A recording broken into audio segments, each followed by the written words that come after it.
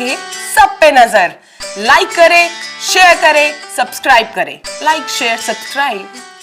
गुरुजी 7 सितंबर को जो आपने रोजाना खबर पे अपना इंटरव्यू दिया था और उसमें बात कही थी कि चंद्र ग्रहण के बाद कुछ देशों में उथल-पुथल होगी और वहाँ प्रतिक्रिया नहीं है ये हमारी सोच है।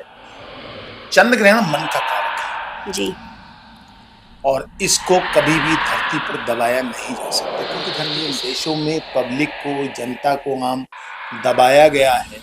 उनका आक्रोश, उनके मन की गति ऐसे ही चंद्र ग्रहण के ऊपर भारी पड़ती है। मिस्टर ट्रम्प तो रोल बैक करेंगे और वो भी चीज सामने वो धीरे तो हो धीरे रहा है। आने लगेगी। जी जी जी तो ज्योतिष गणनाओं का खेल है।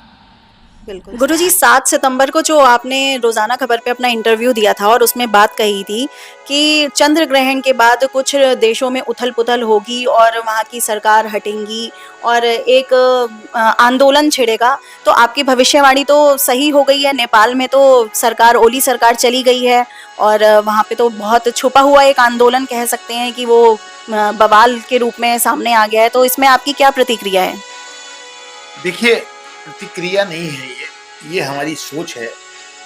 चंद्र ग्रहण मन का कारक है जी और इसको कभी भी धरती पर दबाया नहीं जा सकता, क्योंकि धरती के सबसे करीब है। लोगों की मनोदशा के ऊपर चंद्रमा का सबसे ज्यादा प्रभाव होता है। वर्तमान में जिन जिन देशों में पब्लिक को, जनता को आम दबाया गया है, उनका आक्रोश, उनके मन की गति ऐसे ही चंद्र ग्रहण के ऊपर भारी पड़ती है।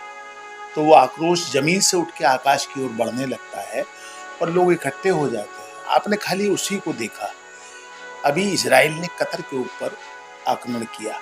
आप उसको भी तो देखिए ना कि वो पूरे के पूरा एक जो बिल्डिंग थी उसको तबाह कर दिया। जो हमास का मुखिया था, उसका बेटा उसके अंदर मारा गया। जहां जहां पर भी पब्लिक के अंदर परेशानियां हैं, मन की गति को चंद्रमा ग्रहण करता है।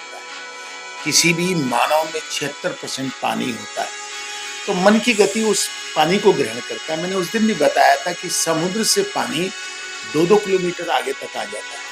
तो चंद्रमा की गति हमारे मस्तिष्क के ऊपर हावी होती है, हमारे मन पे हावी होती है, तो आक्रोश सामने आता है। मैंने एक बात और भी बताई थी कि इस चंद्र ग्रहण के बाद मिस्टर ट्रम्प रोल बैक करेंगे और वो भी चीज सामने वो धीरे तो हो धीरे रहा है। आने लगेगी। जी जी जी तो ज्योतिष गणनाओं का खेल है, बिल्कुल सही। ज्योतिष पाखंड नहीं है। हाँ, कुछ ऐसे लोग जरूर ज्योतिष में आ गए हैं जिन्होंने ज्योतिष के साथ न्याय नहीं किया। ज्योतिष के साथ न्याय करने के लिए आपको ज्योतिष में घुसना होगा, उसके आंकड़े जुटाने होंगे, कब किस ग्रहण में क्या क्या होता है, क्या क्या हुआ है। अभी तो 21 तारीख को देखिए बहुत कुछ चेंज होगा। सूर्य ग्रहण के दिन हमारी धरती पे नहीं पड़ेगा भारत की, लेकिन इसी धरती पे पड़ेगा, इसी ब्रह्मांड में पड़ेगा, हमारी गैलेक्सी पे पड़ेगा और उसका प्रभाव दूरगामी होगा। 21 तारीख तक नोट कर लीजिए। अभी उस दिन पितृपक्ष का अंतिम दिन होगा, अमावस्या का दिन।